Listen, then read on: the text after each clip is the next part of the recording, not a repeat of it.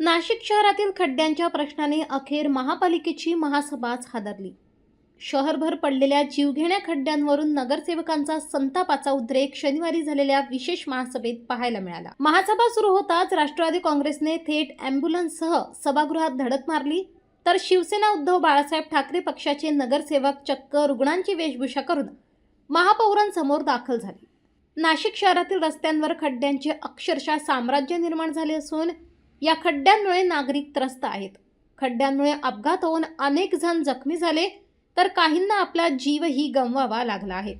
या गंभीर प्रश्नावर चर्चा करण्यासाठी नाशिक महानगरपालिकेची विशेष महासभा बोलवण्यात आली होती। मात्र सभेला सुरुवात होण्याआधीच विरोधकांनी प्रशासनाला आरसा दाखवण्याचा प्रयत्न केला। राष्ट्रवादी काँग्रेस अजित पवार गटाचे नगरसेवक मुकेश शहाणे, गटनेते सीमा ठाकरे यांच्या मार्गदर्शनाखाली नगरसेवक अँब्युलन्ससह सभागृहात दाखल झाले। रुग्णांची वेशभूषा करून त्यांनी खड्ड्यांच्या प्रश्नावरून प्रशासनाचा निषेध केला।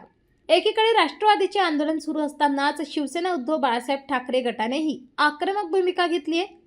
नगरसेवक केशव पोरजे, वैशाली दाणे, भारती ताजनपुरे, शैलेश ढगे यांच्यासह इतर नगरसेवकांनी चक्क रुग्णांची वेशभूषा केली आणि महापौरांच्या आसनासमोरील मोकळ्या जागेत ठिय्या देत घोषणाबाजी सुरू केली।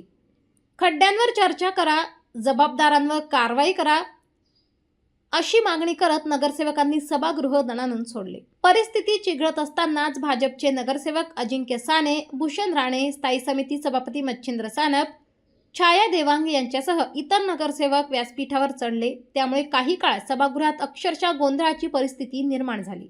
गोंधळ वाढत असताना महापौर हिमगौरी आहेराडके यांनी हस्तक्षेप करत नगरसेवकांना शांत केले। खड्ड्यांच्या प्रश्नांसह सर्व विषयांवर सभागृहात चर्चा केली जाईल असे आश्वासन देत त्यांनी शिवसेना नगरसेवकांना आपल्या जागेवर बसण्याचे आवाहन केले।